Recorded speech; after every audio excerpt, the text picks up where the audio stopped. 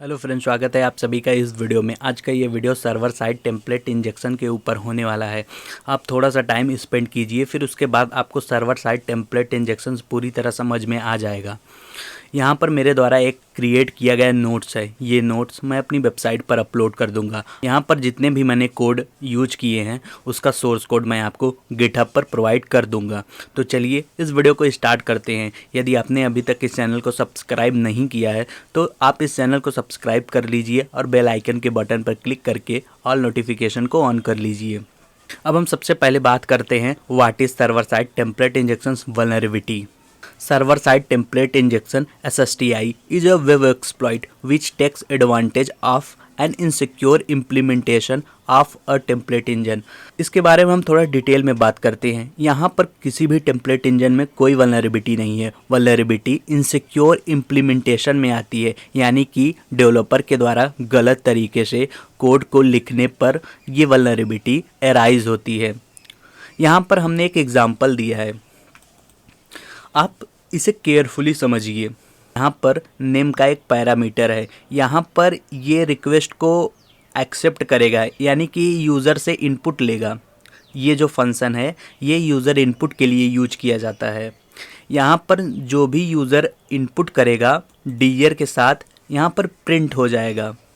लेकिन यहाँ पर डेवलपर ने डायरेक्टली यूज़र इनपुट को इस टेम्पलेट इंजन में कॉन्कैटिनेट कर दिया है, यानी कि यहाँ पर इसने किसी भी फ़िल्टर का यूज नहीं किया। ये डेवलपर्स की सबसे बड़ी मिस्टेक है। एंड ये देखिए यहाँ पर जो गेट नेम है ये वल्नरेबल है SSTI से। ये फंक्शन वल्नरेबल नहीं है। वल्नरेबिलिटी डायरेक्ट कॉन्कैटिनेशन में आती है। तो ये SSTI टेम्पलेट इंजेक्शंस की वल्नरेबिलिटी होती है। अब हम बात करते हैं how do server side template injections vulnerabilities arise. कैसे ये वल्नरेबिलिटीज जन्म लेती हैं। Server side template injections vulnerabilities arise when user input is concatenated into template. फिर से वही बात आ जाती है, जब किसी भी यूज़र इनपुट फील्ड को डायरेक्टली उसके टेम्पलेट इंजन से कॉन्कैटिनेट किया जाता है, यानी कि जोड़ दिया जाता है या ऐड कर दिया जाता है, तब वहाँ पर सर्वर साइड टेम्पलेट इंजेक्शंस की वल्नरेबिलिटी एराइज होती है। इवन मैं बात SQL इंजेक्शन के केसों में भी करता हूँ। उसमें भी यदि यूज़र इनपुट के फील्ड को SQL क्वेरी से कॉन्कैटिनेट कर दिया जाए तो वहाँ पे SQL इंजेक्शंस की वल्नरेबिलिटी आती है। यदि डायरेक्टरी ट्रावर्सल में ऐसा किया जाए तो वहाँ पर डायरेक्टरी ट्रावर्सल की वल्नरेबिलिटी आती है। तो आपको कभी भी यूज़र इनपुट को उसके टेम्पलेट इंजन से डायरेक्टली कॉन्कैटिनेट नहीं करना चाहिए। यदि आपने बिना किसी फ़िल्टर का डायरेक्टली कॉन्कैटिनेट कर दिया तो वहाँ पर सर्वर साइड टेम्पलेट इंजेक्शंस की वल्नरेबिलिटी आती है। जैसे मैं आपको यहाँ पर एक कोड के थ्रू समझाता हूँ। यहाँ पर मैंने फ्लास्क में एक पाइथन का वेब सर्वर क्रिएट किया हुआ है एंड यहाँ पर मैंने रेंडर टेम्पलेट स्ट्रिंग का यूज किया है। सबसे पहले यहाँ पर हमने यूज़र से इनपुट लिया। जो भी यूज़र नेम यूज़र इनपुट करेगा वो डिस्प्ले हो जाएगा वेलकम टू प्रोफाइल ऑफ। जो भी उसका यूज़र नेम होगा उसके साथ ये डिस्प्ले कर देगा। लेकिन आप यहाँ पर देख रहे हैं जो भी यूज़र इनपुट करेगा ये यूज़र डायरेक्टली कॉन्कैटिनेट कर दिया गया है टेम्पलेट के साथ। फिर उसके बाद सीधे इसको कॉल कर दिया गया है। यहाँ पर कोई भी फ़िल्टर का यूज़ नहीं किया गया है। यहाँ पर किसी तरह का इनपुट वैलिडेशन भी नहीं शामिल किया गया है। इसका मतलब कि यदि अटैकर्स इसमें कोई सर्वर साइड टेम्पलेट इंजेक्शंस का बैड सिंटेक्स पुट करता है तो ये एरर आ जाएगा एंड फिर उसके बाद वो ईजिली से कंप्रोमाइज़ कर लेगा। तो इन्हीं कारणों से हमारा सर्वर साइड टेम्पलेट इंजेक्शंस की वल्नरेबिलिटी एराइज होती है। अब हम आगे की तरफ बढ़ते हैं। यहाँ पर जो यूज़र फील्ड है वो कैरली ब्रैकेट के साथ डायरेक्टली कॉन्कैटिनेट कर दिया गया है। फिर उसके बाद इसको टेम्पलेट में स्टोर करके रेंडर टेम्पलेट स्ट्रिंग की मदद से उसे एग्जीक्यूट कर दिया गया है। अब हम आगे बढ़ते हैं। हमको पता चल चुका है कि सर्वर साइड टेम्पलेट इंजेक्शंस क्या होता है और वो कैसे एराइज होता है, राइट। अब हम इसे कैसे डिटेक्ट करते हैं उसके बारे में बात करते हैं।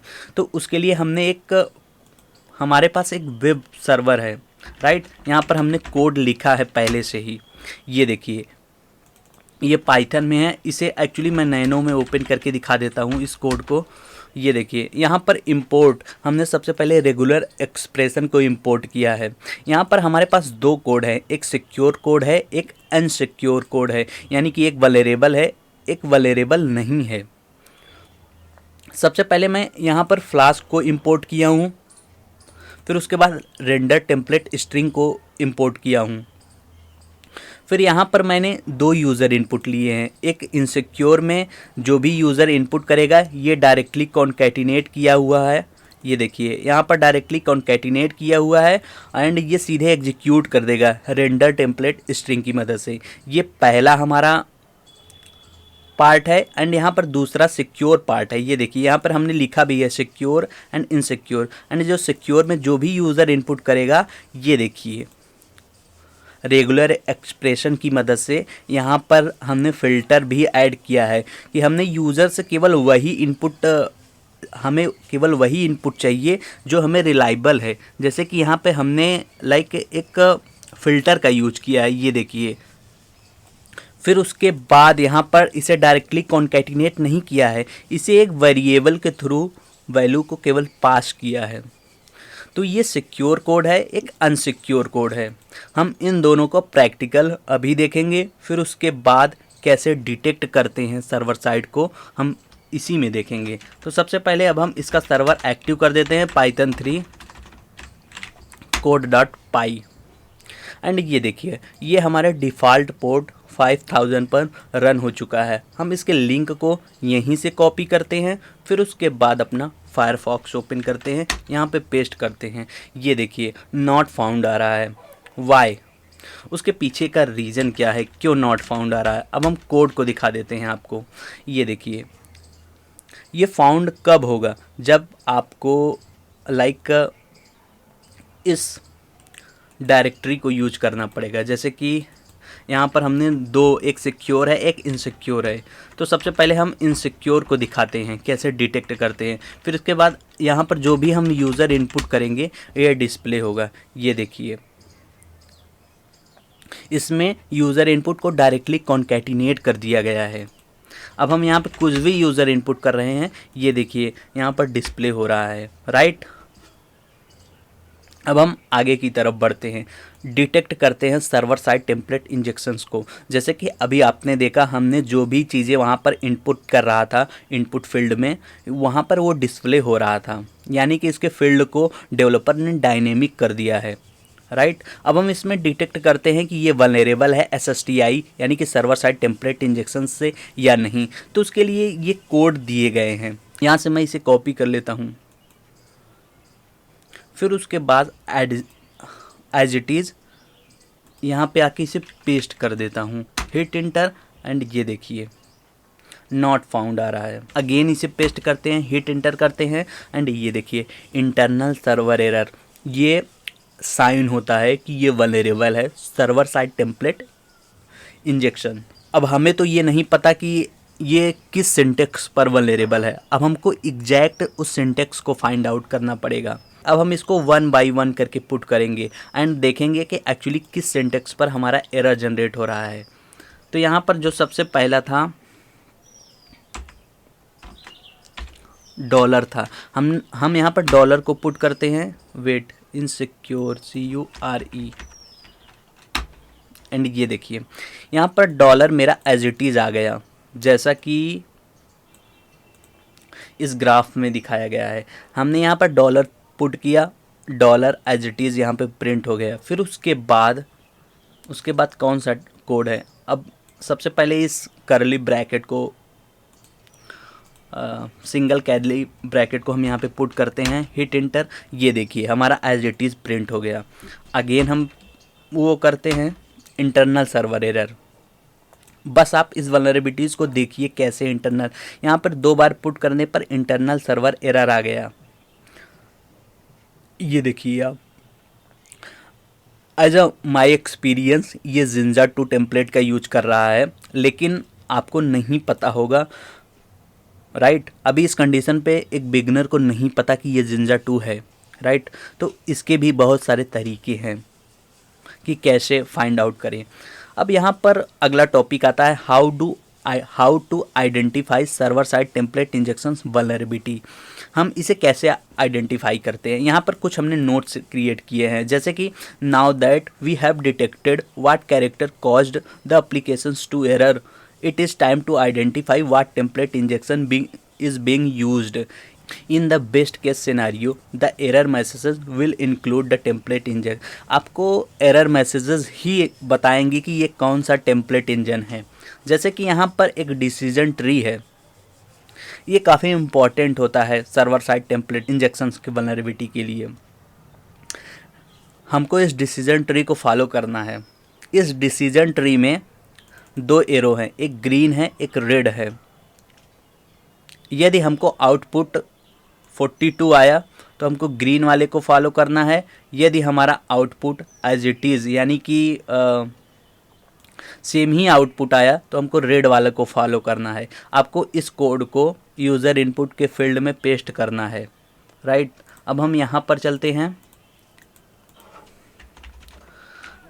सेम एज इट इज़ इस कोड को यहाँ पर 7*7, फिर उसके बाद ये देखिए ये जो कोड है हमने इस डिसीजन ट्री से लिया है। सबसे पहले इस डिसीजन ट्री का ये फर्स्ट कोड आपको अपने इसमें यूज़र इनपुट के फील्ड में पेस्ट करना होगा। एंड ये देखिए हमको as it is same result मिला, यानी कि ये क्या कह रहा है, यदि आपको इवैल्यूएट हो 42 तो आपको इस ग्रीन वाले को फॉलो करना है। यदि एक्सप्रेशन सेम ही हो यानी कि जो हमने पुट किया है एज इट इज़ वही वैल्यू मिले तो हमको रेड वाले को फॉलो करना है। एंड ये देखिए हमको एज इट इज़ सेम ही मिला तो हमको रेड वाले को ही फॉलो करना पड़ेगा। अब रेड वाला क्या कहता है, रेड वाला कह रहा है कि भाई 2 बार हमको ऐसे पुट करो, फिर उसके बाद जो भी आउटपुट आएगा हम उसी अनुसार आपको अपना डायरेक्शंस देंगे। यहाँ पर हमने 7*7 हमने एज इट इज़ यहाँ पर इसे पुट कर दिया, कॉपी एंड हिट इंटर कर। ये देखिए आप मेरा 49 आ रहा है, यानी कि मेरे पास एक आउटपुट आ रहा है। अब इस डिसीजन ट्री को फॉलो करते हैं, इसको हमने पुट किया तो हमारे पास एक आउटपुट आ गया, राइट। तो अब हमको जब हमारे पास आउटपुट आ जाएगा इस कंडीशन पे, अब हमको इस वाले ट्री को फॉलो करना है। यदि हमारे पास कोई आउटपुट नहीं आता तो हमको ये वाला ट्री फॉलो करना पड़ता, क्योंकि तब हम समझ जाते हैं कि ये वल्नरेबल नहीं है। लेकिन इन्होंने अपना कोड एग्जीक्यूट कर दिया है तो अब हमको इस वाले टेम्पलेट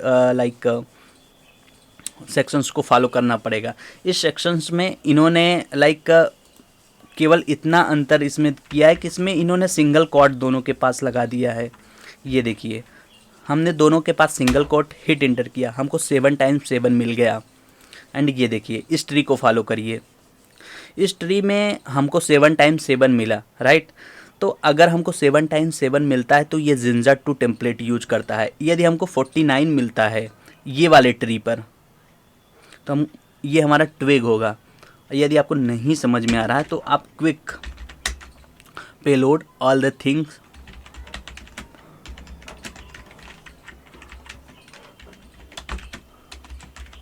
SSTI की वेबसाइट ओपन करता हूँ।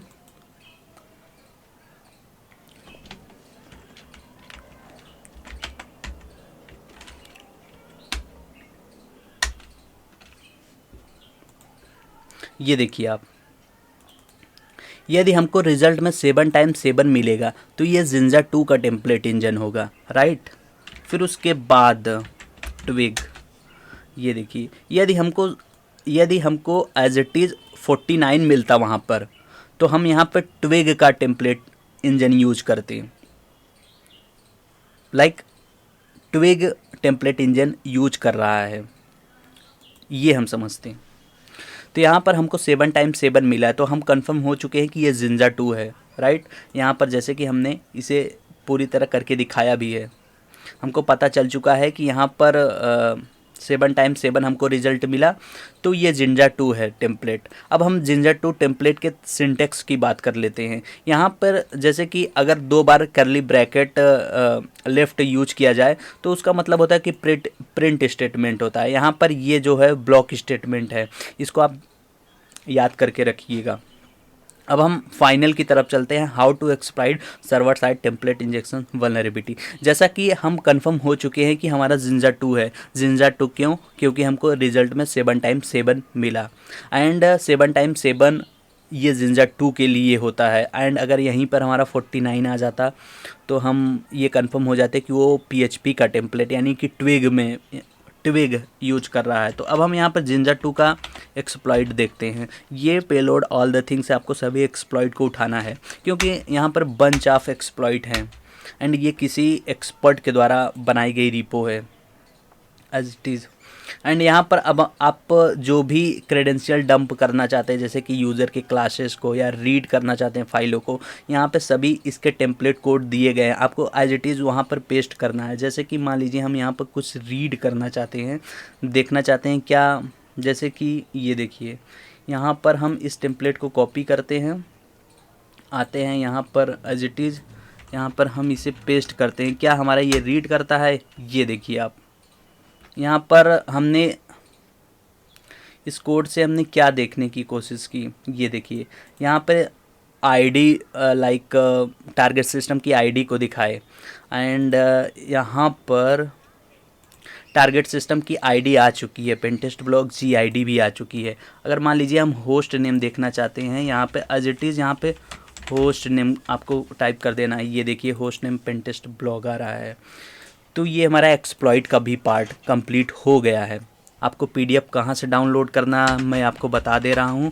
आपको as it is Google open करना है, यहाँ पे पेनटेस्ट ब्लॉग पर विज़िट करना है, यहाँ पे आपको pentestblog.in फर्स्ट वाली वेबसाइट पर विज़िट करना है। फिर उसके बाद आपको ब्लॉग वाले सेक्शंस पर आना है। यहाँ पर आप देख रहे हैं server side template injection PDF है, राइट। आपको इस पर क्लिक कर देना है, फिर उसके बाद आप इसका यूज कर सकते हैं। आप यहीं से पढ़िए तो बेटर होगा। आप डाउनलोड करना चाहते हैं तो डाउनलोड भी कर लीजिएगा। हमने यहाँ पे सबसे सिंपल वे में दिखाया है कि सर्वर साइड टेम्पलेट इंजेक्शंस की पूरी कहानी क्या है।